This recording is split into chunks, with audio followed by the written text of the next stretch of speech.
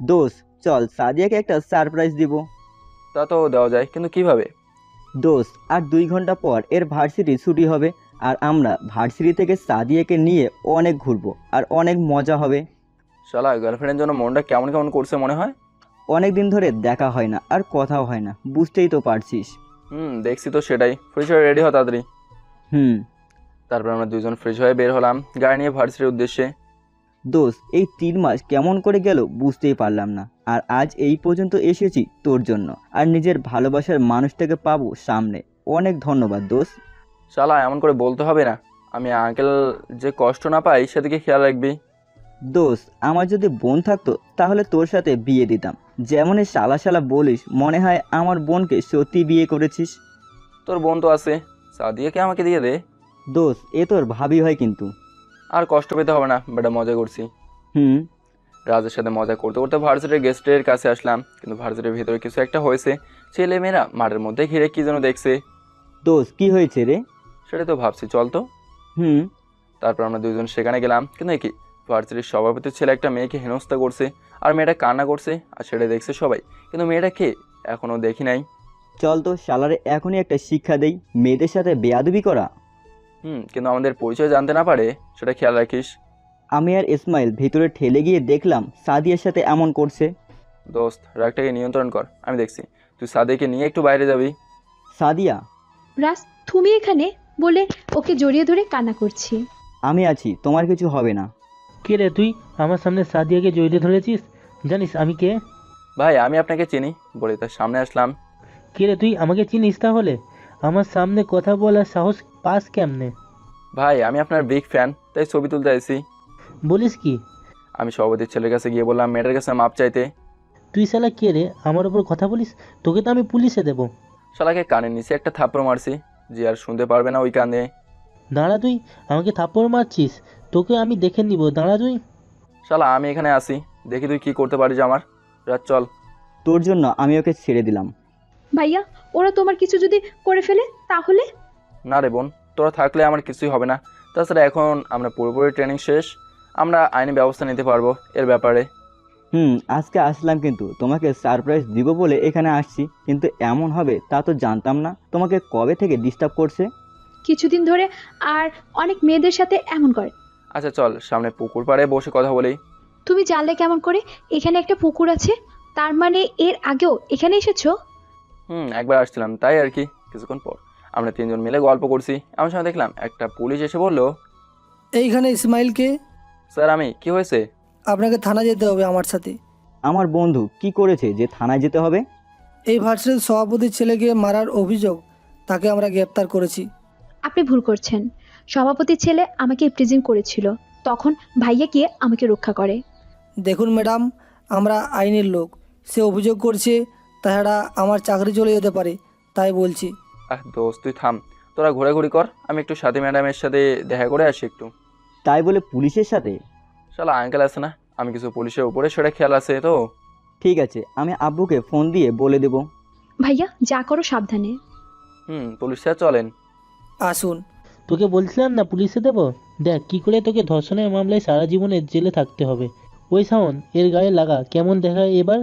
সৌদির ছেলের নাম তাহলে শাওন। ওর শাওনের মুখে ধর্ষণের কথা শুনে আমার মাথায় রাগ তো উঠে গেল। তাই পুলিশের কাছ থেকে বন্দুক নিয়ে শাওনের মাথা বরাবর একটা গুলি করি। গুলির শব্দ শুনে ভার্সিটির সবাই ভয় পেয়ে গেছে। কি করলেন আপনি? এই, তোমরা কি হাত করা পরিয়ে গাড়িতে তুলো? ধর্ষণের কথা শুনে মাথা গরম হয়ে গেছিল, কারণ এই কারণে আমি আজ সবার থেকে আলাদা, পরিবারে বোন ভালোবাসার মানুষটির কাছ থেকে। তাই থানায়। ওকে হাজতে ঢুকাও, ম্যাডাম এসে যা করার করবে। শালা এই জেলে থাকে কেমনে মানুষ, মনে হয় অন্য দুনিয়া আছে। এতক্ষণে মনে হয় মিডিয়া জেনে গেছে।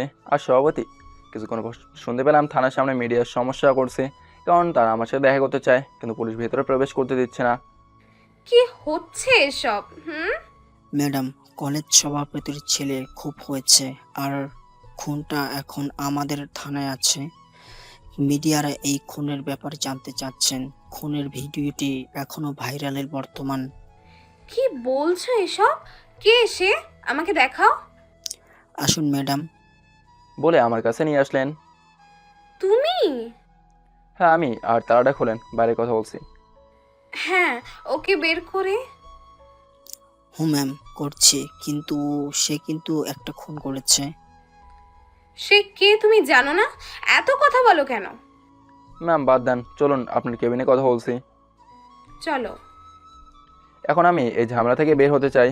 আর কি করতে হবে আমাকে? ভার্সিটির সভাপতি তোমার বিরুদ্ধে মামলা করলে তোমাকে থানায় থাকতে হবে। আর এখনো মামলা হয়নি। আর আমার তোমাকে একটা খুনের জন্য আটক করেছি। তাছাড়া আমাদের থানার লোক তোমাকে খুন করতে দেখেছে। বুঝতে পারছো? অনেক সমস্যার মধ্যে আছো। যদি মামলা হয় তাহলে তোমাকে জেলে থাকতে হতে পারে। আমাকে এখন বের হতে হবে, আর আঙ্কেল আসলে বলবেন এই বিষয়টা হ্যান্ডেল করতে। সরি ইসমাইল সাহেব, আমরা আপনাকে ছাড়তে পারবো না।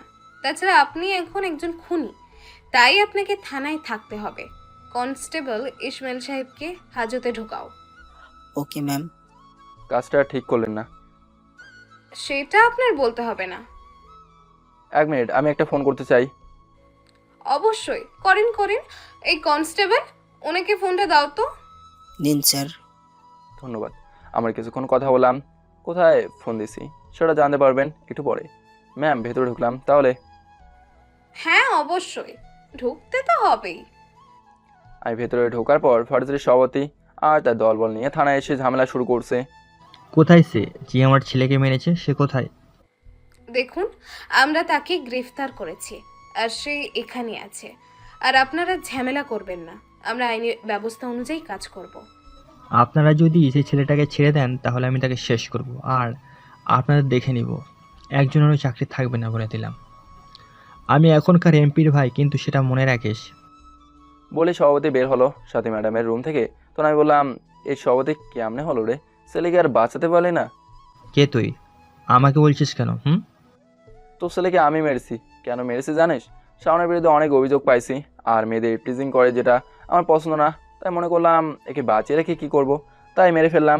ঠিক করেছি তাই না? তার মানে তুই আমার ছেলেকে মারছিস? তোকে তো... বলে আমার দিকে এগিয়ে যায়, কিন্তু আমি তো জেলের ভেতরে, তাই কিছু করতে পারছি না। আর সাথে ম্যাডাম সভাপতিকে ঠান্ডা করার চেষ্টা করছে।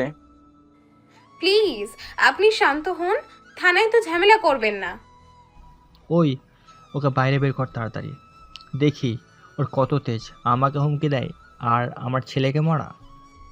আইনের বাইরে কিছুই করতে পারবো না আমরা। এমন সময় পুলিশ কমিশনার থানার ভিতরে আসলেন। স্যার আপনি এখানে? তাছাড়া তো উপায় ছিল না। আর থানায় কি হচ্ছে এসব? আসলে স্যার, তুমি কি করছো জানো? তোমার তো চাকরি থাকবে না।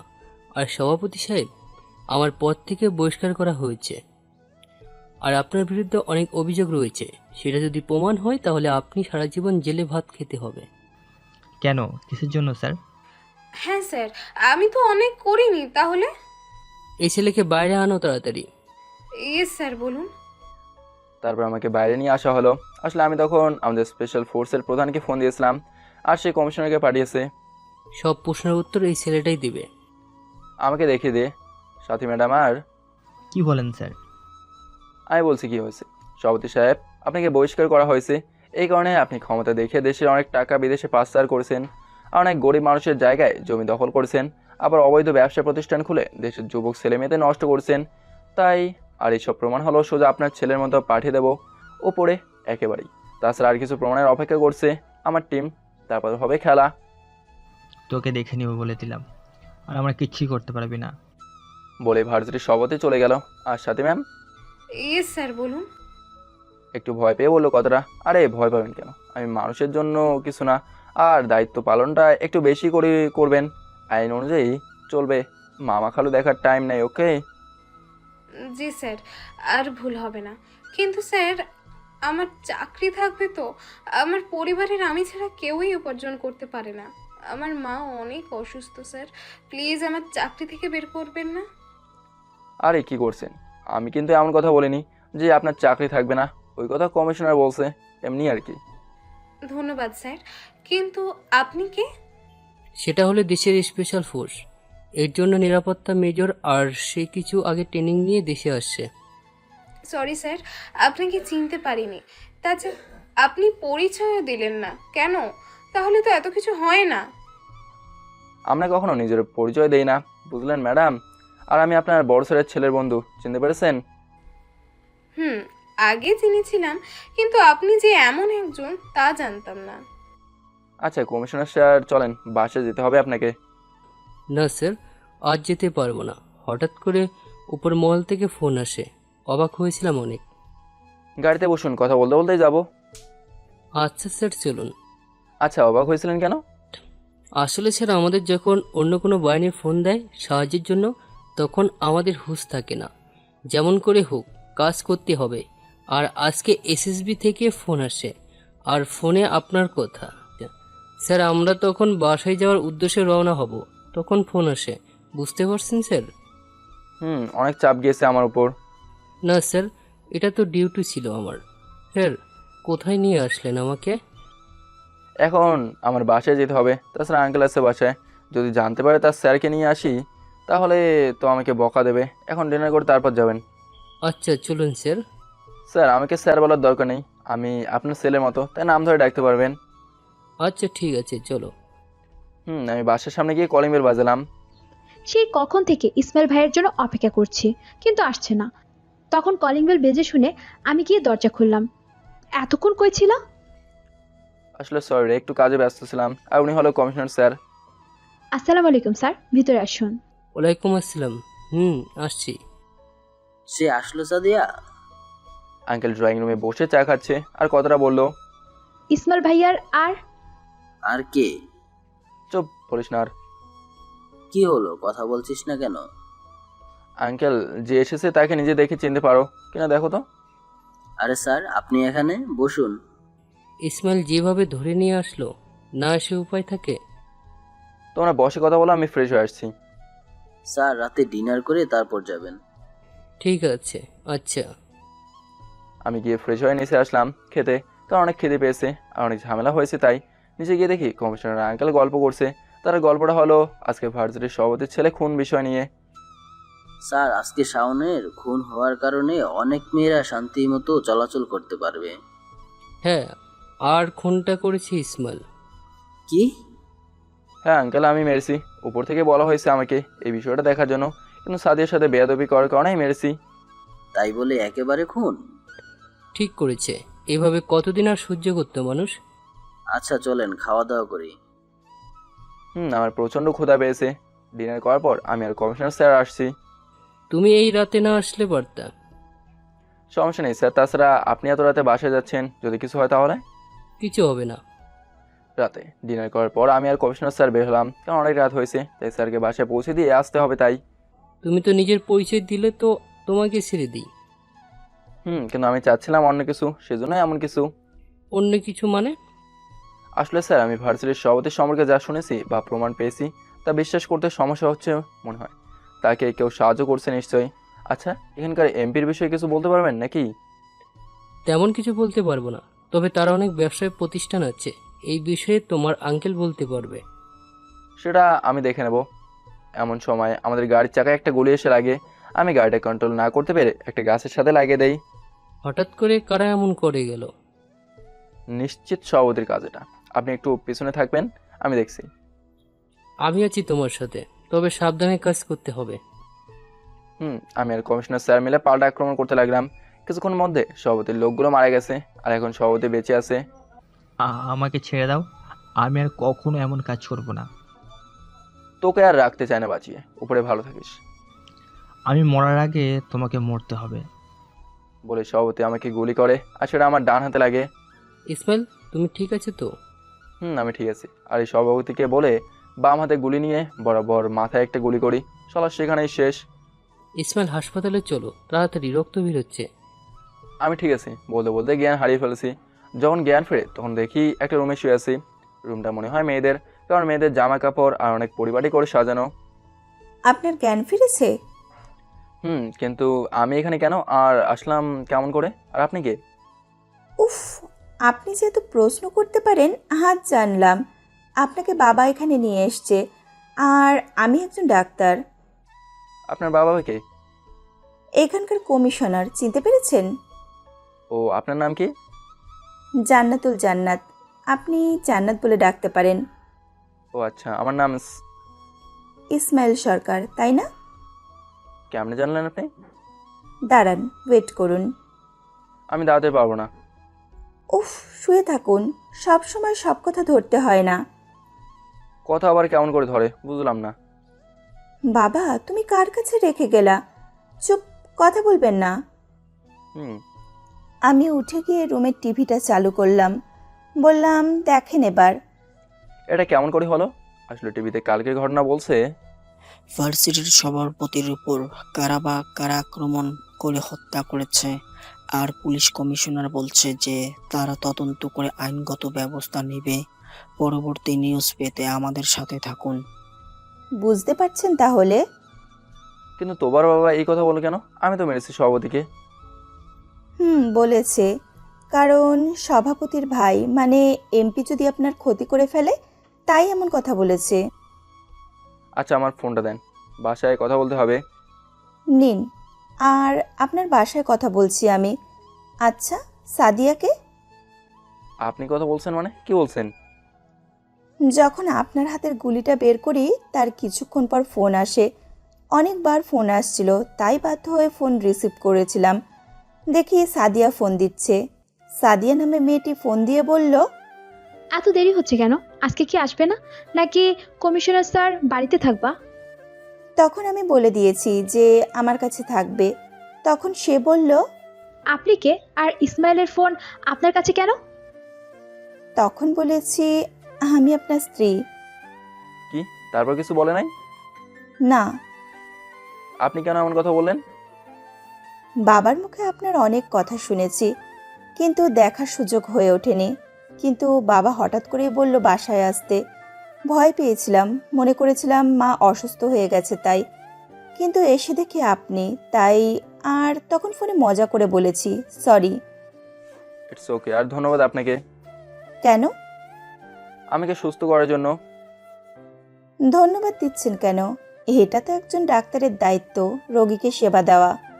আচ্ছা, আমি তাহলে বাসায় যাই। আন্টি আঙ্কেল চিন্তা করছে মনে হয়। না, এখনই যেতে পারবেন না। কেন, কি হয়েছে? আসলে আপনার হাতের অবস্থা ভালো না, রেস্টে থাকতে হবে কিছুদিন। আর আমাদের বাড়িতেও কিছুদিন থাকতে হবে। কিসের জন্য থাকতে হবে? আর আমার অনেক কাজ আছে, আমি পারবো না এখন। সময় জানাতের মা এসে বললো। আসলে বাবা, কিছু মনে না করলে একটা কথা বলতাম। অবশ্যই আন্টি বলেন, কোনো সমস্যা থাকলে বলতে পারেন, আমি চেষ্টা করব। আসলে বাবা, আর কয়েকদিন পর জান্নাতের বিয়ে, আর তাছাড়া আমার কোনো ছেলে নেই। তাই বলছি, তুমি যদি এই কয়েকদিন বিয়ের সমস্ত দায়িত্বটা নিলে ভালো হয়। আর কি, যদি তুমি চাও তাহলে। প্লিজ, মাত্র 7 দিন। আর আবুর অবস্থাও ভালো না, তা তো আপনি জানেন। তাছাড়া আপনার সেবার জন্য তো একজনকে দরকার। ঠিক আছে, সমস্যা নেই, আমি ব্যবস্থা করার দায়িত্ব নেব। কিন্তু আমার সাথে আরেকজন থাকবে, আমার ফ্রেন্ড থাকবে, আর আমাকে ভাই বলে ডাকতে হবে। কোনো সমস্যা নেই ভাইয়া। আন্টি আসলে বাবা বলো, কি লাগবে? আন্টি খুব খিদে পেয়েছে, তাই বলছি খাবার হবে। সরি ভাইয়া, আমার খেয়াল ছিল না। আমি এখনই খাবার নিয়ে আসছি, ওয়েট করো। কিছুক্ষণ পর জান্নাত খাবার নিয়ে আসলো। জান্নাত, তুই ওকে খাইয়ে দে, অসুস্থ, ও হাতে তো গুলি লেগেছে। আচ্ছা আম্মু, তুমি যাও, কাজ করো, আমি ভাইয়াকে খাইয়ে দিচ্ছি। জান্নাত আমাকে খাইয়ে দিচ্ছে, তখন আপুর কথা মনে পড়ে গেল। বাসায় থাকলে প্রতিদিন আপু খাইয়ে দিত। তুমি কান্না করছো কেন? আসলে আপুর কথা মনে পড়ে গেল তো তাই। তোমার বোন আছে? আপনার সমান হবে, বিয়ে হয়েছে। তাহলে আমাদের এখানে আসতে বলো। তার কখনো হবে না। কেন? সে অনেক কথা, পরে কোনোদিন বলবো। ঠিক আছে। জান্নাত আমাকে খাইয়ে দিয়ে চলে গেল। আমি শুধু খেয়ে ঘুমিয়ে গেলাম। অন্যদিকে আমার নিজের বাড়িতে। তোমরা এখনো আমার ছেলেকে এনে দিতে পারলা না? কি আর করবো বলো, সব জায়গায় খুঁজে দেখছি কিন্তু পেলাম না। আমাদের উপর অনেক অভিমান করে চলে গেছে। ইসমাইলকে যেখান থেকে হোক আমি ফিরিয়ে নিয়ে আসবো। আমার ভালোবাসা যদি সত্যি হয় তাহলে ইসমাইলকে আমি পাবো। আমি অনেক চেষ্টা করছি কিন্তু পেলাম না। মনে হয় ইসমাইল এখানে নেই। তাছাড়া এতদিন পর কেমন আছে, কি করছে আল্লাহ জানে। আমার জন্য এমন হলো, সেদিন যদি আমার বিয়ে না হতো তাহলে এত কিছু হতো না। আমি সব জায়গায় লোক লাগিয়েছি। বলতে বলতেই ফোন এলো। তুই কে, আর আমার পেছনে কেন লেগেছিস বল? বল কি চাস তুই? অপর পাশের লোকটি কি বলল জানি না। কি হয়েছে বাবা?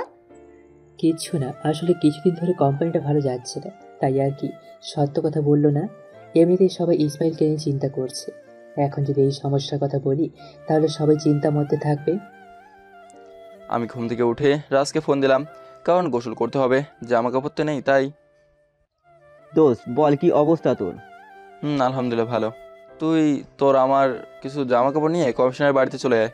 কেন, কি হয়েছে? তারপর রাজকে সব বললাম, এখন তাড়াতাড়ি চলে আয়। সবই তো বুঝলাম, কিন্তু সাদিয়া কি শুনবে? সেটা আমি দেখবো নি। আচ্ছা আসছি। একা একা ভালো লাগছে না, তাই রুম থেকে বের হয়ে নিচে আসলাম। দেখি আন্টি বসে কার সাথে যেন কথা বলছে। আসো বাবা, আমার বান্ধবীর মেয়ে আসছে, কালকে তুমি আর সে একসাথে বিয়ের ব্যাপারটা হ্যান্ডেল করবা। ঠিক আছে আন্টি, সমস্যা নেই। স্যার কোথায় আর জান্নাত? জান্নাত তো একটু বের হলো, আর তোমার সমস্যা আসতে একটু দেরি হবে। তুমি বসো, তোমার জন্য কফি আনছি। Okay aunty. আন্টি কফি আনতে চলে গেল, আমি বসে আছি। এমন সময় টেলিফোনটা বেজে উঠলো, তাই আমি ধরলাম। কমিশনার, তোর মেয়ে আমার কাছে আছে। তুই আমার লোক সব ড্রাগের ট্রাক ছেড়ে দিতে হবে। কে তুই? আমি কে সেটা তোর জানার প্রয়োজন নেই। কমিশনারকে বল তাড়াতাড়ি করতে। ইসমাইল কে ফোন দিছে? আন্টি আসলে ফোন অফিস থেকে ফোন করেছিল, আই আর কি। ও, এটা কি হলো? আবার কমিশনার স্যার যদি জানতে পারে তাহলে তো অন্য ব্যাপার হয়ে যাবে। কি যে করি, হাতের অবস্থাও ভালো না। রাজা আসুক, যে আবার দেখা যাবে কি হয়। দরজায় কলিং বেল বাজলো, তাই আন্টি গেল খুলতে। কে বাবা তুমি? আন্টি, আমি ইসমাইলের ফ্রেন্ড রাজ। আসো বাবা। দোস্ত বল এত তাড়াতাড়ি কি হয়েছে? আন্টি আমরা ভিতরে গেলাম। আচ্ছা ঠিক আছে। ইসমাইল কি হয়েছে? ব্যাপারটা ভালো লাগছে না। তারপর আমি রাজকে সব কিছু বললাম। কি বলছিস এসব? এখন কি হবে জান্নাতের? কমিশনার কি জানে? না, তুই একটা কাজ কর, কমিশনারের বাড়ির টেলিফোনের লিস্ট বের কর, তারপর ওই নাম্বারের লোকেশন বের করার চেষ্টা কর। আর আমি জান্নাতের ব্যাপারটা দেখছি, এই বিষয়ে কিছু বলবি না আন্টি বা কমিশনারকে। সেটা না হয় বুঝলাম, কিন্তু জান্নাত বাড়িতে যদি না আসে তখন আন্টি বা আঙ্কেলকে কি জবাব দিবি? সেটা পরে দেখা যাবে। একটা কাজ কর তুই। বল। থানার সাথী ম্যাডামের কাছে ফোন দিয়ে বল, গত 2 দিনের মধ্যে কি কোথায় থেকে কোনো ড্রাগস ট্র্যাক সহ লোক ধরেছে নাকি। কেন, তারা কি এসব বলেছে নাকি? এসব তাদের দিলে জান্নাতকে ছেড়ে দেবে। তাহলে তো অনেক ঝামেলা হয়ে যাবে। আর আমি কাজ শুরু করছি। তারপর আমি গোসল করতে গেলাম দুপুরে। বাবা ইসমাইল, খেতে এসো। হুম। তোমার বন্ধু কোথায়? রাজকে আমি একটু বাইরে পাঠিয়েছি। জান্নাত তো এখনো আসছে না কেন? আন্টি মনে হয় বান্ধবীদের সাথে বাইরে গেছে, আসতে মনে হয় দেরি হবে। জানি না বাবা, মেয়েটার কখন কি হয় কিচ্ছুই বুঝি না। দুপুরে খাওয়া দাওয়া করে রুমে বসে আছি, তখন দেখি রাজ আসলো রুমে। দোস্ত, আমি সাথী ম্যাডামের সাথে ফোনে কথা বলে জানতে পারছি কিছুদিন আগে ভার্সিটির সভাপতির বিজনেস পার্টনারের অবৈধ ব্যবসা করে অনেক টাকা বিদেশে পাচার করেছে এবং ড্রাগস, অস্ত্র ইত্যাদি বিদেশ থেকে এনে দেশে বিক্রি করে। আর সেই মালামালের কয়েকটি ট্রাক সহ তার লোকজন পুলিশ ধরেছে। আর টেলিফোনের লিস্ট অনুযায়ী লোকেশন এমপির বাড়ি। তার মানে এমপি জড়িত এই বিষয়ে? তার তো ছোট ভাই তো মারা গেছে তোর হাতে। এবার তো এমপিকে শেষ করতেই হবে, কারণ তার নামে অনেক মামলা আছে। থানায় শুধু প্রমাণ নেই বলে পুলিশ কিছুই করতে পারছে না। এমপির ব্যবস্থা পরে করব, এক জান্নাতকে উদ্ধার করি। জান্নাতের লোকেশন শেষ কোথায় ছিল? ঢাকার নিউ মার্কেটের সামনে। জান্নাতের বান্ধবীর সাথে কথা বলে জানতে পারলাম যে তারা শপিং করছিল, কিন্তু জান্নাতের বান্ধবীর কাজ ছিল তাই চলে আসে। কিন্তু পরে জান্নাত শপিং মলেই ছিল। সেখানকার সিসিটিভি রেকর্ড চাই, সামনে বাইরে ভেতরে সব রেকর্ড আমার চাই তাড়াতাড়ি। তা কিছুক্ষণ পর পেয়ে যাব, আমি সে ব্যবস্থা করছি। কিছুক্ষণ পর রাজের ফোনে মেসেজ এলো। দেখ, ভিডিও রিপোর্ট আইছে, দেখি দাঁড়া বলে ল্যাপটপের সাথে ফোনটা কানেক্ট করলাম, তারপর ভিডিও চালু করলাম। রাজ, তুই বের হওয়ার সময় রেকর্ডটা চালু কর। দাঁড়া। জান্নাত শপিং করে বের হওয়ার সময় তাকে একটা গাড়ি কিছু লোক তুলে নিয়ে যায়। দোস্ত, তাহলে জান্নাতকে কিডন্যাপ করা হয়েছে। তুই একটা কাজ কর, একটু জুম করে গাড়ির নাম্বার প্লেটটা দেখ। গাড়ির নাম্বার হলো ঢাকা মেট্রো। তুই কন্ট্রোল রুমে ফোন দিয়ে গাড়ির সমস্ত ডকুমেন্টস আর লাস্ট লোকেশন কোথায় আছে সেটা বলতে বল। আচ্ছা ঠিক আছে, আমি সব কিছু দেখছি, তুই ওষুধ খেয়ে রেস্ট নে, রাতে মিশন হবে একটা। আচ্ছা ঠিক আছে, আমি ঘুমিয়ে পড়লাম। সন্ধ্যার দিকে রাজ ডাক দিল। ওই শালা ওঠ, আর কতক্ষণ ঘুমাবি? বাড়িতে ঝামেলা হয়ে গেছে। আমি রাজের কথা শুনে তাড়াতাড়ি উঠে বললাম, কি হয়েছে? জান্নাতের জন্য আন্টি কান্নাকাটি করছে, তাছাড়া ওর তো ফোন বন্ধ, কমিশনার স্যার চলে আসছে। তুই আন্টি আর কমিশনার স্যারকে রুমে আসতে বল, আমি ফ্রেশ হয়ে কথা বলবো। আচ্ছা ঠিক আছে, আমি ডাক দিচ্ছি। আমি আশ্রম থেকে ফ্রেশ হয়ে আসলাম, দেখি আন্টি আঙ্কেল চলে আসছে রুমে। বাবা, জান্নাত তো হাসছে না, আর ফোনটাও বন্ধ আছে। কিছু হলো না তো আবার? না, আমার মেয়ে কিছুই হবে না। আমি সব জায়গায় লোক লাগিয়েছি। আন্টি আর কমিশনার স্যার, আপনাদের খোঁজার দরকার নেই। আসলে জানাত আমাকে ফোন দিয়ে বলছে আজকে ওর বান্ধবীদের বাসায় গেছে ঢাকায়। জানাতের বিয়ে, তাই একা একা ভালো লাগছে না, তাই তার বান্ধবীকে আনতে গেছে। কাল সকালে আসবে। আর ফোনের চার্জ শেষ হয়ে গেছে, তাই তোমাদের ফোন দেয় নাই। আমার আসলে মনে ছিল না, তাই বলতে পারি নাই, সরি। আসলে বিয়ের আয়োজন নিয়ে চিন্তা করছি তো, তাই এমন হয়েছে। হ্যাঁ আন্টি, ইসমাইল ঠিক বলেছে, আমাদের দুজনের খেয়াল ছিল না। দেখছো জান্নাতের মা, আমার জান্নাতের কিছুই হবে না। বাবা দেখছো, আমি এমনিতেই চিন্তা করছি, এতক্ষণ পর বলতে হয়। দেখছো, জান্নাতের বিয়ে আর 2-3 দিন পর, তাই যদি মেয়েদের কিছু হয় সেজন্য চিন্তা করছি। আর মেয়েটাও কেমন বাসায় বলে গেলে কি হতো? আন্টি আপনি একদম চিন্তা করবেন না, জানাতের মনে নেই মনে হয়। আসলে ওর ছোট্টবেলার বান্ধবী তো, তাই তোমাদের কথা মনে নেই। আসলে মেয়েটা একটা পাগল, কখন কি করে নিজেই জানে না। বয়সে শুধু বড় হয়েছে, কিন্তু বুদ্ধি বাড়বে না। ঠিক বলেছেন স্যার। আন্টি আপনি এখন বিশ্রাম করুন। বাবা ঠিক বলছিস, শরীরটা ভালো নেই। এখন কি করবি? আন্টিকে তো একটা বুঝিয়ে বললাম, কিন্তু এখন কি হবে? তোকে যে কাজ দিয়েছিলাম সেটার কি খবর? কাজ হয়ে গেছে দেখ। লোকেশনটা কোথায়? এটা আমাদের এলাকার বন্দরে। তাহলে তো হলো, নিশ্চিত জানাতকে ওই এলাকায় আছে। আসলে গাড়ির লোকেশনটা আমাদের ফোনে দিয়ে দিছে। আর গাড়িটা একটা কোম্পানির, কিছুদিন আগে চুরি হয়ে গেছে, আর কোম্পানির মালিক থানায় রিপোর্ট করেছিল। তাহলে আজ রাতে মিশন বন্দরে। দোস্ত, একটা সমস্যা হয়েছে। কি হয়েছে তোর আবার? সাদিয়া ফোন দিচ্ছে বারবার, কি করব বল? লাউড স্পিকার দে, দেখি কি বলে। তারপর আমি লাউড স্পিকার দিয়ে বললাম, হ্যালো সাদিয়া। কুত্তা, বিলাই, হনুমান, তুই কোথায়? বাসায় আসবি কখন? আমি রাজের কাছ থেকে ফোন নিয়ে বললাম, সাদিয়া আমি আর রাজ একটা কাজে বাইরে আসছি। কাজ আছে, ভালো কথা। আমার ফোন কেন ধরছেন না? সাদিয়া পাগলামি করো না বোন, সকালে তোমাকে নিয়ে আসবে রাজ, ওকে? আর ফোন দিবে না এখন। আর আঙ্কেলকে সাবধানে থাকতে বলবে। ঠিক আছে, আমি অপেক্ষা করব। সারাক্ষণ চালিয়ে মারে, কোনো কাজ করতে পারি না। আল্লাহ জানে বিয়ের পর কি হয়। রাজ রেডি হয়ে নে, বেরোতে হবে এখন। আচ্ছা ঠিক আছে। তারপর আমি মিশনে চলে আসলাম। আজ রাতে তাহলে কাজ শেষ করতে হবে। তুই রেডি হ, আন্টি আঙ্কেল যেন বুঝতে না পারে কিছু। আমি ফ্রেশ হয়ে আসছি। ওকে, আমি রেডি হচ্ছি। আর আমাদের প্রয়োজনীয় জিনিসপত্র মাঝ রাস্তায় আমাদের টিম এসে দিয়ে যাবে।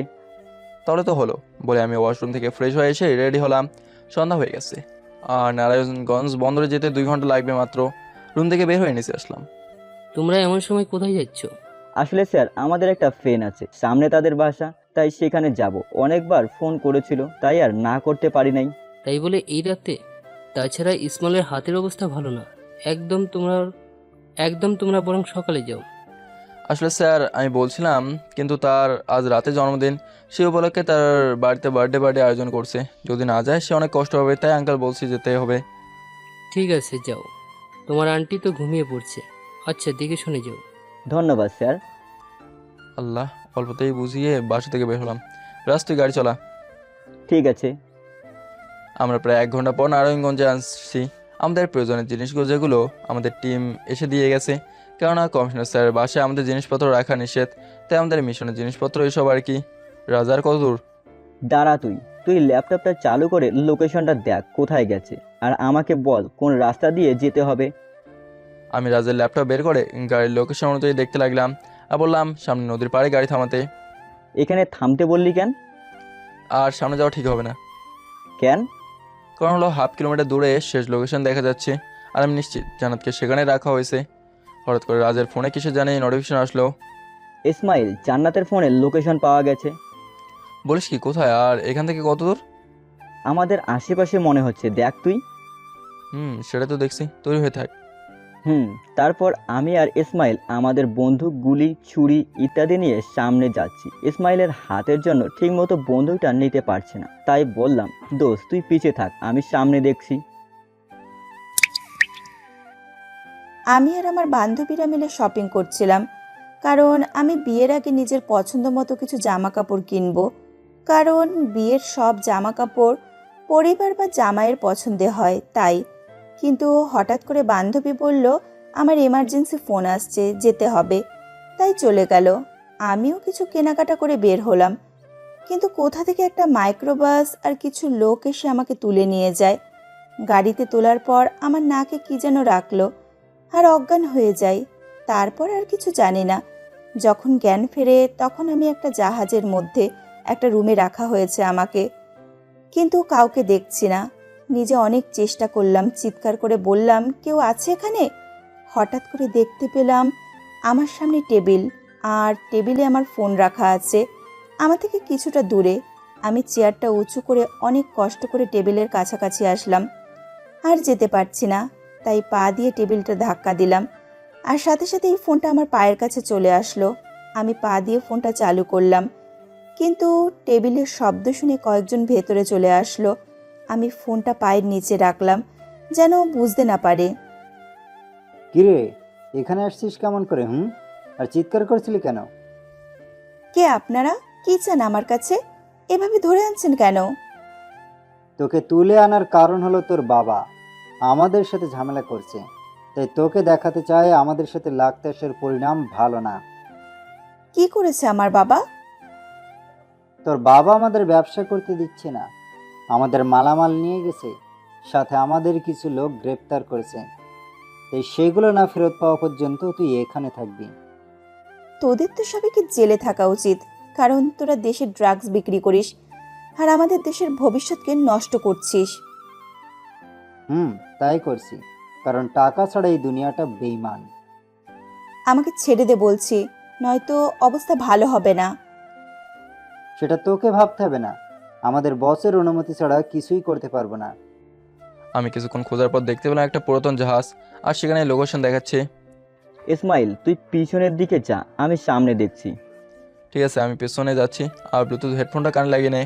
আচ্ছা আমি নিচ্ছি, আর সাবধান, ওকে? শালা তুই আমার স্যার নাকি আমি তো স্যার যে আমাকে অর্ডার দিচ্ছিস? ভাই তুই আমার স্যার, ওকে? সেটা অফিসে, এখন না। সেই পেশাল বাদ দে, কাজ কর। তারপর আমি পেছন থেকে একটা দরজা দিয়ে দেখতে পেলাম যেন চেয়ারের সাথে রশি দিয়ে বেঁধে রাখছে, আর প্রায় 5 জনের মতো হবে তারা, কারণ ভালো করে দেখতে পারছে না। রাজকে বললাম তুই পেছনে 2 জনকে আর আমি সামনে 2 জনকে। তা হয় বুঝলাম, কি আর একজনকে কি করব? শালা আমি 2 জনকে গুলি করবো আর তুই 2 জনকে। আর যে কথা বলছে সে এখনকার লিডার হবে মনে হচ্ছে, তাকে পার্সোনালভাবে সেবা করবো, তাই। ওকে স্যার, আপনার ইচ্ছা। আমি যখন বলবো তখন, তার আগে না। ঠিক আছে স্যার। হঠাৎ দেখি জানাতকে একটা থাপ্পড় মারলো, তখন আমি রাজকে বললাম ফায়ার। তখন প্রায় চোখের পলকে 4 জন মরে গেল, আর যে থাপ্পড় মারছে সেই বেঁচে আছে মাত্র। তখন দেখলি তো, তোদের অবস্থা ভালো হবে না বলেছিলাম, দেখলি তো। কে তোরা? সাহস থাকলে সামনে আয়, বলে জান্নাতের মাথায় বন্দুক ধরি। ইসমাইল এখন কি করব? জান্নাতকে তো মেরে ফেলবে।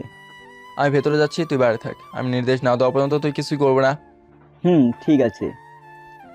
তারপর আমি ভেতরে গিয়ে বললাম জান্নাতকে ছেড়ে দিতে। তাহলে তুই এসেছিস? আমি এসেছি, জান্নাতকে যেতে দে। আমি জানি এখান থেকে বেঁচে ফিরবো না, কিন্তু আমি ওই কমিশনারকে বুঝাবো কষ্ট কাকে বলে। বলে জান্নাতকে গুলি করতে যাবে, তখন আমি যখন জান্নাতকে গুলি করতে যাবে তখন আমি রাজকে বললাম গুলি করতে, তখন সেই লোকটার হাতে গুলি করে। আমি ভেতরে গিয়ে জান্নাতকে উদ্ধার করলাম। ইসমাইল লোকটিকে উত্তম মাধ্যম দিচ্ছে। জান্নাত তুই ঠিক আছো? আপনারা কেমন করে আসলেন এখানে? সে অনেক কথা পরে বলবো, আগে এই সমস্যা শেষ হোক তারপর। আচ্ছা ঠিক আছে। বল তোকে এইসব কে করতে বলেছে বল। আমি বললো না? এই কথা শুনে আমার মাথা গরম হয়ে যায়, তখন আমি এর হাতে গুলি থাকা অবস্থায় পা দিয়ে চেপে ধরলাম। বলছি একটা এখানকার এমপি করতে বলেছে, আর এই সব কাজ সেই করে। দোষ, ভিডিও করে ফেলছি। ওকে, তুই জান্নাতকে নিয়ে বের হ, আমি আসছি। ঠিক আছে জান্নাত, চলো। কিন্তু তুমি কি করবা এখানে? আপনি চলেন, সেটা পরে বুঝতে পারবেন। রাজার জানা বের হওয়ার পর আমি সেই লোকটার গায়ে একটা টাইম বোম লাগিয়ে দিয়ে বের হলাম। দেখি ওরা গাড়ির ভেতরে বসে আছে। কাজ হয়েছে? কিন্তু দেখার জন্য বাইকে আছে। কি দেখার বাকি আছে? সেটা এখনই দেখতে পারবা। রাস, গাড়ি চালা।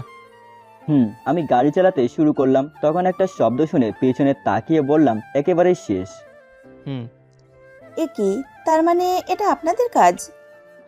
কারণ পুলিশ কোনো এভিডেন্স পাবে না। আচ্ছা, বাবা মা কেমন আছে? তুমি চিন্তা করবা, সব ঠিক আছে। তারপর আমি সব বললাম। তাহলে বাবা মা এই বিষয়ে জানে না? না, এখনই কিছু বলি নাই। আপনাদের কাজের কথা অনেক শুনেছি, কিন্তু আজ দেখলাম কেমন আপনারা পুলিশ, নিশ্চিত এই কাজ করতেই পারবেন না। আচ্ছা, এখন কোথায় যাব? আপনি ঠিক বলেছেন। কোথায় যাব এখন ইসমাইল? তোর বাসায় চল, সেখানে আজকে রাতে থাকবো। এত রাতে? মা বাবা তো ঘুমিয়ে পড়েছে। শালা সাদি আছে কিসের জন্য? এখান থেকে যেতে কতক্ষণ লাগতে পারে? প্রায় 20 মিনিট। এখন তো রাত 1টা বাজে। আমার খুব ক্ষুধা লেগেছে। দোস্ত, আমারও তো। তাছাড়া এখন বাসায় কোনো খাবার নেই। এখন তো কোনো রেস্টুরেন্ট খোলা নেই মনে হয়। আছে, সামনে একটা রেস্টুরেন্ট খোলা দেখতে পেলাম। ঠিক আছে, চল। তারপর 3 জন মিলে কিছু খাবার খেলাম। রাস, বিলটা দিয়ে দে। ভাই, তুই না আমার স্যার, এভাবে বলতে পারলি? আমার বড় পোস্টে চাকরি করিস আর আমাকে বলিস বিল দিতে? শালা, আমার এটিএম কার্ড গাড়ির ভিতরে রয়েছে। ঠিক আছে, আমি বিল দিচ্ছি। আপনি দিবেন কেন? আমি দিচ্ছি। না, আজকে আমাকে বাঁচানোর জন্য ট্রিট দিলাম। ঠিক আছে। তারপর আমরা রাজদের বাসায় চলে আসলাম। সাদিকে ফোন করে বলছি আমরা আসছি, দরজা খুলে থাকতে। হঠাৎ করে দেখি আমাদের বড় স্যার ফোন করছে। তাই রাজকে বললাম জান্নাতকে নিয়ে ভেতরে যেতে। ঠিক আছে। আমি আমাদের বাহিনীর প্রধান স্যার, তার সাথে কথা বলছি। কথা বলা শেষ করে বাসার ভিতরে ঢুকে দেখি সাদিয়া অজ্ঞান হয়ে শুয়ে আছে, আর রাজ আন্টি আঙ্কেল তার পাশে বসে আছে। রাজ, কেমন করে হলো এটা? কেননা আমি ভেতরে গিয়ে দেখলাম সাদিয়া অজ্ঞান হয়ে আছে। আন্টি আঙ্কেল আর রাজ জান্নাত মিলে সাদিয়ার জ্ঞান ফেরার চেষ্টা করছে। আমি রাজকে বললাম, কি হয়েছে? দোস্ত, আমি জান্নাতকে নিয়ে বাসার কলিং বেল বাজাই, তখন সাদিয়া এসে দরজা খুলে দেয়। কিন্তু কি? কিন্তু সাদিয়া আমাদের দেখে চিৎকার দিয়ে জ্ঞান হারিয়ে ফেলে, আর মা বাবা চিৎকার শুনে নিচে চলে এসে দেখে এই অবস্থা। দেখি, সামনে থেকে সর, আমি দেখছি। আমি গিয়ে সাদিকে রুমে নিয়ে আসলাম, আর আন্টি আঙ্কেলকে বললাম ঘুমাতে। ঠিক আছে বাবা, কোনো দরকার হলে বলো কেমন, কিন্তু মেয়েটাকে এর সাথে। আম্মু, আব্বু, তোমাদের সকালে সব বলবো কেমন? আপনারা ঘুমান যান। আর এটা আমাদের ব্যাপার তো, তাই কিছু ভাবতে হবে না। আগে সাদিয়ার জ্ঞান ফেরাতে হবে। আজ আমার জন্য এমন অবস্থা ওর। শালা, নেখা কান্না বন্ধ কর। জানা তুমি না ডাক্তার? তাহলে সাদিয়ার জ্ঞান ফেরার ব্যবস্থা করো। ঠিক আছে, তুমি একটু সাইডে এসো, আমি দেখছি। জানাত একটু পানি নিয়ে সাদিয়ার মুখে ছিটিয়ে দিল। কিছুক্ষণ পর সাদিয়ার জ্ঞান আসলো। সাদিয়া, তুমি ঠিক আছো তো? তুমি কান্না করছো কেন? তুমি আমার কাছে আসবে না, তুমি আমার কাছে আসবে না। সাদিয়া, এমন করছো কেন? কি হয়েছে তোমার? রাজের সাথে ওই মেয়েটাকে। জান্নাতকে উদ্দেশ্য করে বললো। আরে মেয়েটা হলো। কিছু বলার আগে জান্নাত বলে ওঠে, আমি রাজের গার্লফ্রেন্ড। কেন, তোমার সমস্যা কি? এই কথা শোনার পর সাদিয়ার অবস্থা কেমন দেখে নিন। রাজ, তুমি আমার সাথে এমন করতে পারলে? আমি তো তোমাকে ভালোবাসি। বলেই কান্না করে লাগলো। দূর, কোন ঝামেলায় পড়লাম। রাত অনেক হয়েছে। আর জান্নাত, তুমি সবসময় মজা করো কেন? মেয়েটা কান্না করছে কেন? সাদিয়া, তুমি যা ভাবছো তা ঠিক নয় আসলে। কি ভাববো বলো? এত রাতে ফোন দিয়ে বললা বাসায় আসছি, তুমি অপেক্ষা করো, আর তুমি একটা মেয়েকে নিয়ে আসছো আমায় অপেক্ষা করতে বলেছো তোমার এসবের দেখার জন্য। বলে রাজকে মারতে লাগলো। কি হচ্ছে এসব? আমি কিছুই বুঝতে পারছি না। আরে মেয়েটা হলো রাজের গার্লফ্রেন্ড, কিছুদিন পর তাদের বিয়ে। আর তুমি কি করছো দেখো। আমি তো ফাজলামি করে বলেছি, এখন কি হবে? আমি দেখছি। বলে সাদিয়ার জোর করে বসে সব খুলে বললাম, তখন একটু শান্ত হলো। কিন্তু মেয়েটা বললো ওর গার্লফ্রেন্ড। আসলে সরি, আমি মিথ্যে বলেছি। আমি জানতাম না তুমি ওর গার্লফ্রেন্ড। কোনো কিছু না বুঝে এমন করলা? বলে রাজ রাগ করে রুমে চলে গেল। এখন কি হবে? ও তো রাগ করে চলে গেল। যা হবে সকালে। আর সাদিয়া, তুমি জান্নাতকে নিয়ে রুমে থাকবা। জান্নাত হলো কমিশনারের মেয়ে। ঠিক আছে। জান্নাত, তাহলে তুমি সাদিয়ার সাথে থাকো, সকালে কথা হবে। ঠিক আছে। সকালে ঘুম থেকে উঠে তাড়াতাড়ি করে ফ্রেশ হয়ে নিচে গেলাম। এতক্ষণে ঘুম থেকে ওঠার সময় হলো তোর? আসলে অনেক দেরি হয়ে গেছে রে। তোরা নাস্তা করছিস? হুম, শুধু তুমি বাকি আছো। আন্টি আমাকে নাস্তা দাও তাড়াতাড়ি, অনেক কাজ আছে। বাবা বস, আমি দিচ্ছি। জান্নাত, তুমি বাসায় কথা বলছো? বলেছি, কিন্তু একটা সমস্যা হয়েছে। কি সমস্যা হয়েছে আবার? আসলে বাসায় বলে আসিনি তো, তাই বকা দিয়েছে আর বলেছে আমার সেই বান্ধবীকে সাথে করে নিয়ে আসতে। কালকে সব ঘটনা তো তোমরা জানো, এখন কি করব?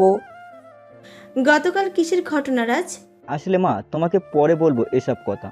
ইসমাইল, এখন কি করবি? এখন জান্নাতের বান্ধবী দরকার, তাই না?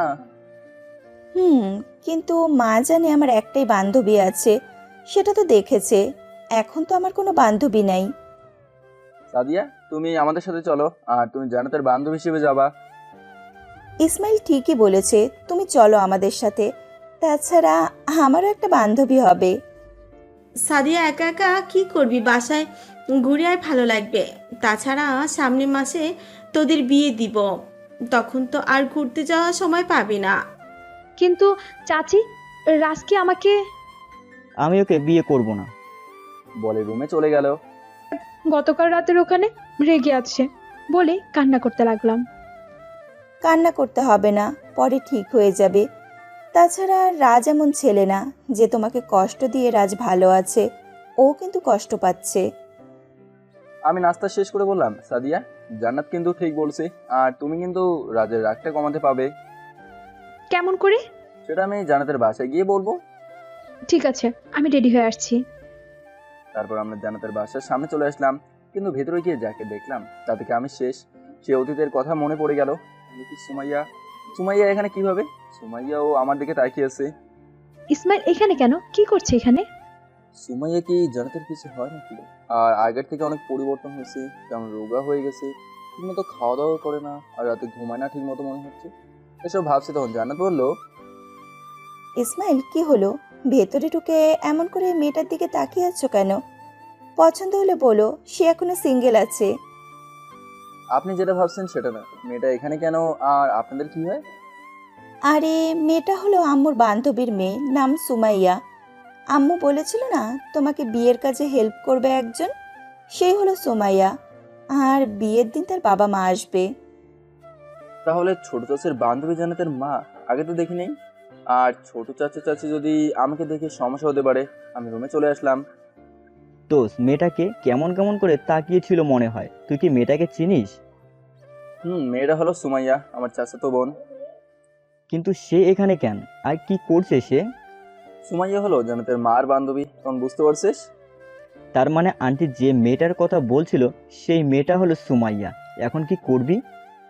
দেখা যাক কি হয়। আমি আমার মতো কাজ করব, কিন্তু বিয়ের দিন কি হবে আল্লাহ জানে। তাছাড়া অন্য একটা কাজ দিয়েছে হেড কমান্ড স্যার। কি কাজ দোস্ত? সেটা আমি তোকে বলতে পারছি না, তবে তোর সাহায্য দরকার আছে। সেটা তোকে করতে হবে, কিন্তু অনেক গোপনে।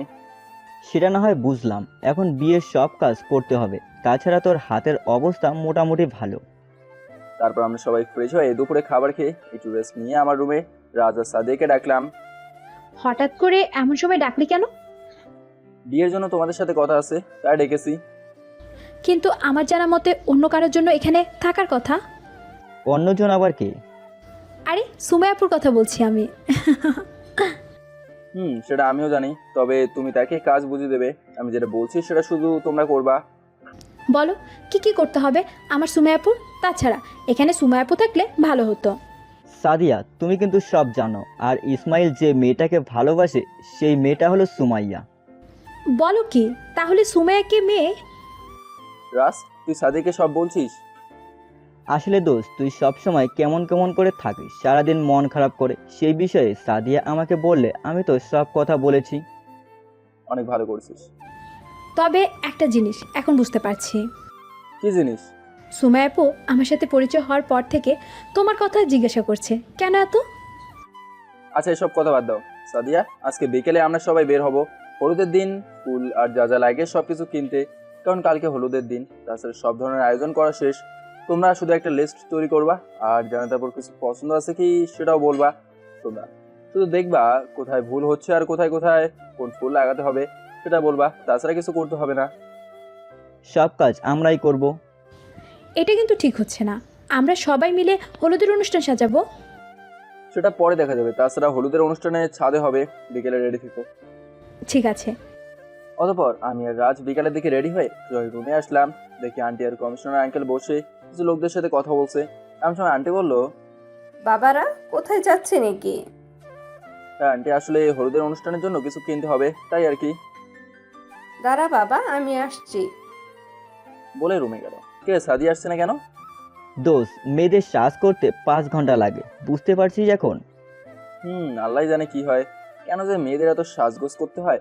তাছাড়া মেয়েদের এমনিতেই অনেক সুন্দর লাগে, মেকআপ করলে একটু ভালো লাগে না আমার। মেয়েদের একটু পাম দিলাম। দোস্ত, সিঁড়ির দিকে একটু তাকা দোস্ত।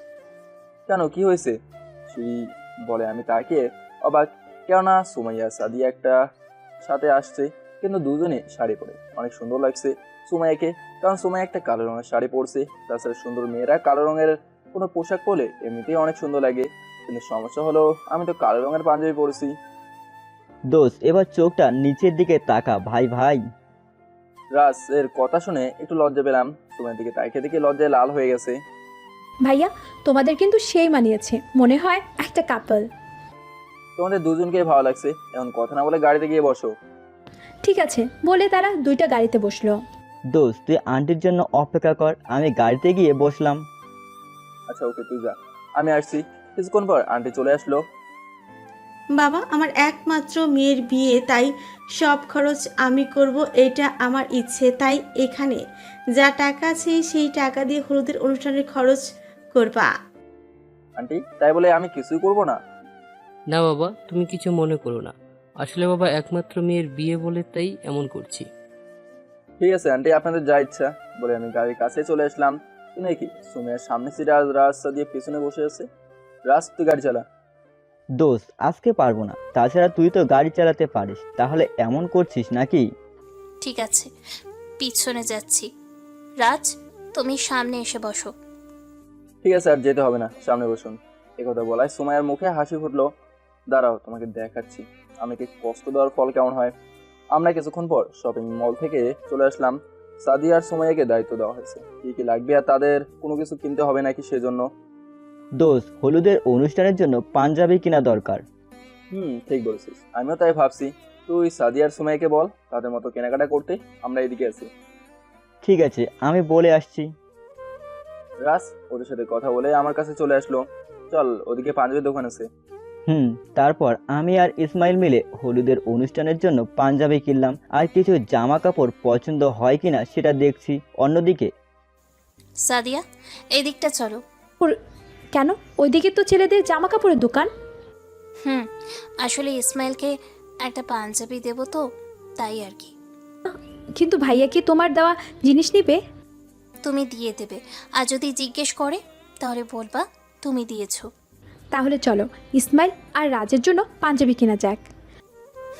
ঠিক আছে চলো। আমি আর সুমাইয়া মিলে পাঞ্জাবি দেখছি, কিন্তু পছন্দ হচ্ছে না। আমরা কি যে করি।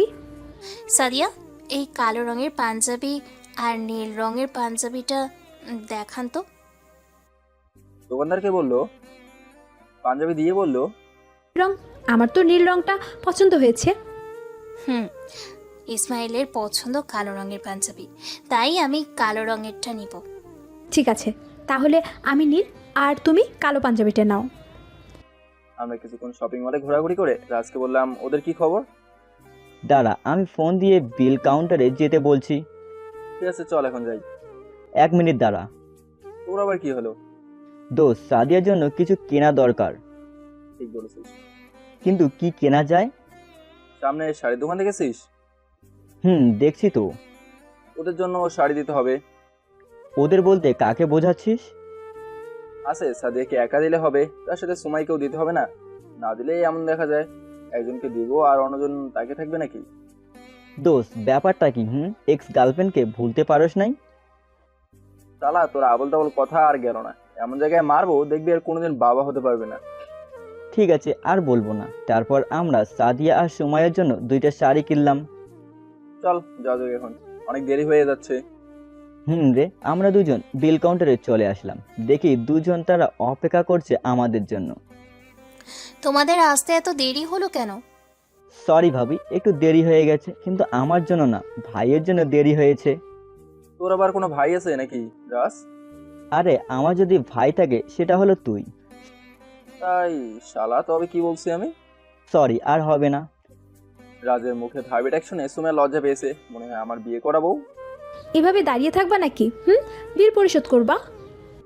ও সরি, আমি বিল পরিশোধ করছি, তোমরা গাড়িতে গিয়ে বসো। ঠিক আছে, তুই আয়। আমি আমাদের চারজনের বিল পরিশোধ করে গাড়ির কাছে গিয়ে দেখি সুমিয়া সামনে আর রাজ ও সাদিয়া পেছনে। আমি কিছু না বলে গাড়িতে উঠে গাড়ি স্টার্ট দিয়ে একটা ফুলের দোকানের সামনে দাঁড়ালাম। এখানে গাড়ি থামালে কেন? কাজ আছে। কেন, আপনার কোনো সমস্যা নাকি? ইসমাইল, তুমি এভাবে বললা কেন? সুমাইয়া তো জিজ্ঞাসা করেছে, তাই বলে খোটা দিয়ে বলতে হবে? দেখলাম সুমিয়ার চোখে পানি, তাতে আমার কি। আমি ভেতরে গিয়ে দোকানদারকে বললাম হলুদের অনুষ্ঠানের জন্য কালকে বিভিন্ন ধরনের ফুল কমিশনারের বাড়িতে দিয়ে আসতে। কিছু টাকা দিয়ে আসলাম, আর বাকি টাকা ডেলিভারি করার পরে আমি গাড়িতে গিয়ে বসলাম। হঠাৎ ফুয়েল দোকানে কেন? শালা, হলুদের অনুষ্ঠানের জন্য ফুল দরকার, তার জন্য। তাই বলো, কিন্তু আমার খুব খিদে পেয়েছে। আমারও সেম দোষ, অনেক কেনাকাটা করলাম, এখন কিছু খাওয়া দাওয়া করা দরকার। ঠিক আছে চল। গাড়িটা একটা রেস্টুরেন্টের সামনে দাঁড় করালাম, ওদের বললাম ভেতরে যেতে, আমি গাড়ি পার্কিং করে আসছি। ঠিক আছে। সুমাইয়া আমার সাথে কথা বলার চেষ্টা করছে, কিন্তু আমি তাকে সেই সুযোগ দিচ্ছি না। বল, কি খাবি? সাদিয়া, বলো কি খাবে? বিরিয়ানি হলেও চলবে, আর তার সাথে অন্য কিছু হলে ভালো হয়। ঠিক আছে। এই যে ম্যাম, আপনি কি খাবেন? সুমাইকে উদ্দেশ্য করে বললাম। তোমার যা ইচ্ছে তাই অর্ডার করো, সমস্যা নেই আমার। দোস্ত, তুই তো সুমাইয়ার ব্যাপারে জানিস, তাহলে জিজ্ঞেস করার কি দরকার? হ্যাঁ, রাজ তো ঠিকই বলেছে। আমি রাজা সাদিয়া দিকে আগে চোখে তাকালাম, তারপর ওয়েটারকে ডেকে আমার পছন্দ মতো কিছু খাবার অর্ডার করলাম। খাওয়া দাওয়া শেষ করে আমরা বাসায় তোর সাথে পৌঁছাতে সন্ধ্যা হয়ে গেল। রুমে ঢুকে রাজকে বললাম ফ্রেশ হয়ে ওদের জিনিসপত্রগুলো দিয়ে আয়, মানে শাড়ির কথা বলছে, এই আর কি। ঠিক আছে, আমি দিয়ে আসবো। হয়, তুই কি করবি এখন? দেখি ছাদের থেকে ঘুরে আসি, তুই ওদের শাড়িগুলো দিয়ে ছাদে আয়, কথা আছে তোর সাথে। আচ্ছা তুই যা, আমি আসছি। ওকে। তারপর আমি সাদিয়ার রুমে আসলাম, দেখি জান্নাত আপুকে তাদের কেনা কাপড় চোপড়গুলো দেখাচ্ছে। রাজ, তুমি হঠাৎ এখানে? আসলে সাদিয়া আর সুমের জন্য একটা শাড়ি প্যাকেট দিয়ে বললাম, আরে বাহ, অনেক সুন্দর। আমাদের উপহার এটা তোমার জন্য, আর একটা ইসমাইল ভাইয়ের জন্য। আরে এখানে তো দেখছি প্রেম ভালোবাসা আদান প্রদানের কাজ চলছে। আসলে আপু, এই আর কি। ভাইয়া, ইসমাইল এখন কোথায় আছে? ভাবি, ও বললো ছাদে যাবে। এখনো কিন্তু তোমাদের বিয়ে হয়নি, কিন্তু ভাবি বলা যাবে না। তাছাড়া ইসমাইল যদি জানে তাহলে রাজ তুমি শেষ। রাজ, তুমি চিন্তা করো না, আমি আছি। আর কিছুদিন পর আমাদের বিয়ে হবে, তবে দেখবা। দোয়া করি যেন তাই হয় ইসমাইলের জন্য। মাঝে মধ্যেই দেখে অনেক খারাপ লাগে। ঠিক আছে, আমি ছাদে যাই এখন, দেখি কি করে সে। রাতে ছাদে উঠে আকাশে চাঁদের দিকে তাকিয়ে আছি আর ভাবছি আমার সাথে কেন হলো। সব বেদনা কাটিয়ে উঠেছিলাম, কিন্তু সে আবার তাদের কাছে যেতে হচ্ছে কেন? আমি কোনোদিন শান্তিতে থাকতে পারবো না, এসব কথা ভাবছি। তখন পেছন থেকে কারো আসার শব্দ শুনতে পেলাম, মনে হয় রাজ আসছে, তাই আমি সেদিকে খেয়াল না করে আকাশের দিকে তাকিয়ে আছি। আমি ছাদে উঠে দেখলাম ইসমাইল আকাশের দিকে তাকিয়ে আছে, তাই তার কাছে গিয়ে বললাম, কেমন আছো তুমি? হঠাৎ করে মেয়ের কণ্ঠ শুনে ভয় পেয়ে গেলাম, কারণ আমি তো রাজকে আসতে বলছিলাম, কিন্তু সময় কেন? আরে আপনি এখানে? আসলাম। অনেক পরিবর্তন হয়ে গেছো। আসলে সময় সব কিছুই করতে শেখায়। আমার কথার উত্তর পেলাম না কিন্তু। কি কথা? কেমন আছো তুমি সেটা। আলহামদুলিল্লাহ, এখনো বেঁচে আছি, মারা যায়নি। চেয়েছিলাম আর না বাঁচতে, কিন্তু মনে হলো আমাকে বাঁচতে হবে, যদি কোনো সামান্য কাজে দরকার পড়তে পারে, সেই জন্যই আছি। আমি কেমন আছি জানতে চাও না? আপনি কেমন আছেন সেটা দিয়ে আমি কি করব? সেটাই তো। এখনো ভালোবাসো আমাকে? আপনার মতো একটা মেয়েকে অনেক ভালোবাসতাম, কিন্তু এখনো আর তাকে ভালোবাসি না, কারণ আমি এখন নিজেকেই ভালোবাসি না। পরিবারের কথা মনে পড়ে না তোমার? জানি না, তবে যখন মনে পড়ে তখন চিৎকার দিয়ে কান্না করতে মন চায়, আল্লাহ জানে। কেন আমার পরীক্ষা নিচ্ছে জানি না, এই পরীক্ষায় উত্তীর্ণ হতে পারবো কিনা তাও জানি না। সব কিছু সত্য জানাজানি হয়ে গেছে। আর তুমি যে জান্নাতকে ধর্ষণ করো নাই, কারণ তোমার রুম থেকে তোমার আপু একটা ক্যামেরা পেয়েছিল, সেখান থেকে জানতে পারি এই সব ঘটনা। তখন থেকে সবাই তোমাকে খোঁজাখুঁজি করছি, কিন্তু তোমাকে কেউ পেল না। আর বড় আম্মু অনেক অসুস্থ, আর তোমার আব্বুকে কে যেন হুমকি দিচ্ছে, যেন তোমাদের সম্পত্তি তার নামে করে দিতে। কি বলছেন এসব আপনি? যদি এসব সত্যি হয় তাহলে আমি যাব বাসায়, দেখি কার এত বড় সাহস যে আমার পরিবারের দিকে তাকায়। হুম, তোমাকে দরকার আমাদের পাশে, কারণ সবাই তোমার জন্য অপেক্ষা করছে। দেখা যাক। আপনি এখন আসতে পারেন, আর রাজকে পাঠিয়ে দেন উপরে। আমাকে আপনি করে বলছো কেন? অপরিচিত সিনিয়র মেয়েকে আপনি করে বলবো না তো কি তুই করে বলবো? আমি অপরিচিত মানুষ? সময় তো সেটাই বলছে, আর আপনি আমার পূর্বের পরিচিত মানুষ, সেটা কেউ জানতেও না পারে যেন। এখন আসতে পারেন। ঠিক আছে, আমি রাজকে উপরে আসতে বলছি। সময় নিচে চলে গেল। আমি আকাশের দিকে তাকিয়ে থাকলাম। কিছুক্ষণ পর রাজ আসলো। দোস্ত বলো, কেন আসতে বলেছিস? তোর চোখে পানি কেন? আবার কান্না করেছিস তাই না? আরে মা বাবার কথা মনে পড়ছিল। তাহলে দেখে আয় আন্টি আঙ্কেলকে, আর এতদিন পর বাসায় যাবি, ভালো কথা। রে, কিন্তু তাদের ছেলে হিসেবে না। ঠিক বুঝলাম না তোর কথা। সুমাইয়া কিছুক্ষণ আগে বললো বাবাকে কে যেন হুমকি দিচ্ছে, আর পরিবার অনেক বিপদে পড়তে যাচ্ছে। তাই আমি নিশ্চিত বাবা উপর মহলে তার সিকিউরিটির জন্য বলেছে, তাই আমি তাদের দায়িত্ব নেব। আমাদের স্যারের সাথে কথা বলতে হবে তাহলে। গতকাল রাতে স্যার ফোন দিয়ে বলছে একজন বিজনেসম্যান সাহায্য করতে হবে, তার পরিবার অনেক বিপদে আছে। আমার মন বলছে সেটা আমার বাবা হবে। স্যার কি তার ব্যাপারে কোনো কিছু বলেছে নাকি? না, এখনো বলে নাই, তবে বিয়ের পর বলবে তার বিষয়ে। ও আচ্ছা, তাহলে ভালো। আচ্ছা, কি জন্য ডাকছিস বল। কালকে তো গায়ে হলুদের অনুষ্ঠান, তাই বলছি কি কি করব, আর স্টেজটা কোথায় করবে সেটা নিয়ে।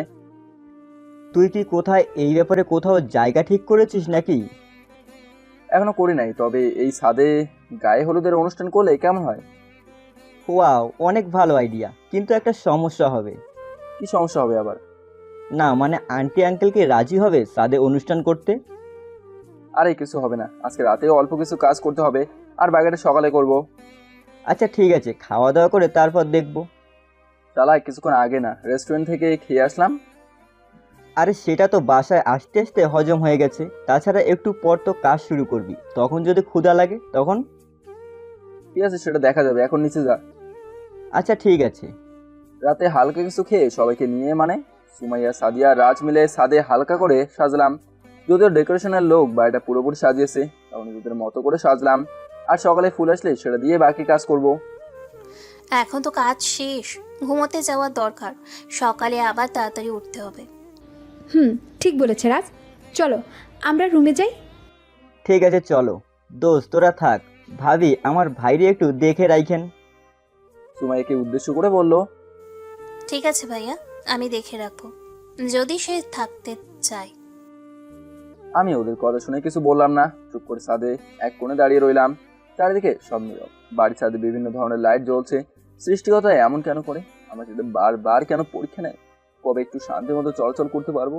এমন সময় সুমাইয়া আমাকে বললো, ছাদে দাঁড়িয়ে থাকবে নাকি সারা রাত? আমি কিছু বলছি না, কারণ ওর সাথে কথা বলার ইচ্ছে নাই, তাই চুপ করে দাঁড়িয়ে আছি। কি হলো, কথা বলছো না কেন? আমি জানি আমি তোমাকে বিশ্বাস করি নাই সেদিন তোমাকে বিশ্বাস করলে এমন কিচ্ছু হতো না। কি করব বলো, সেই দিন ইসরাত যেভাবে। Stop miss Sumaiya, stop. রাগ দেখিয়ে বললাম, কারণ সেদিনের কথা মনে পড়লে আমি নিজেকে ঠিক রাখতে পারি না। আপনাদের কাছে কি ছেলেদের ভালোবাসার কোনো মূল্য নাই? একটা মিথ্যা করার কারণে নিজের ভালোবাসার মানুষটাকে অবিশ্বাস করলে তোমাকে কি বলবো? আর তুমি তো আমাকে ভালোবাসো নাই, যেখানে আমার মা বাবাই বিশ্বাস করে নাই, সেখানে তুই কি করবি বল? দেখো, সেই কষ্ট আমাকে প্রতিদিন কুড়ে কুড়ে খায়, আমি এমনটা চাইনি, তাহলে কেন এমন হলো? তোমাকে আমি অনেকবার বলেছিলাম আমি ওর সাথে এমন কিছু করি নাই, তুমি আমাকে বিশ্বাস করলে না। তুমি যে সেই বেঈমানটার কথাই শুনলে, সেদিন খুব কষ্ট পেয়েছিলাম। প্লিজ তুমি আমাকে মাফ করে দাও, আমি জানতাম না যে ইসরাত এমন একটা নাটক করবে সবার সামনে। তুমি চলে যাওয়ার পর থেকে আমি অনেক কষ্ট পাচ্ছি, আর তোমাকে যখন কাছে পেয়েছি আর হারিয়ে যেতে দেব না বলে ইসমাইলকে জড়িয়ে ধরলাম। তখন ইসমাইল এমন একটা কাজ করবে সেটা আমি আগে জানতাম, কারণ এর সাথে আমি যা করেছি তা হয়তো কেউ করে নাই। সুমাইয়া আমাকে জড়িয়ে ধরলো, তখন অনেক ভালো লাগছিল, কিন্তু এটা ঠিক হচ্ছে না। আমার কাছ থেকে সুমাইকে সারিয়ে নিয়ে এক থাপ্পড় মেরে দিলাম। আপনারা মেয়েরা কি চান বলেন তো? আপনারা কি শুধু ভালোবাসতে জানেন? আমরা পারি না? একবার চুলে ফেলে দেবেন আর একবার কাছে টেনে নেবেন। আমাদের ভালোবাসার কি দাম নেই?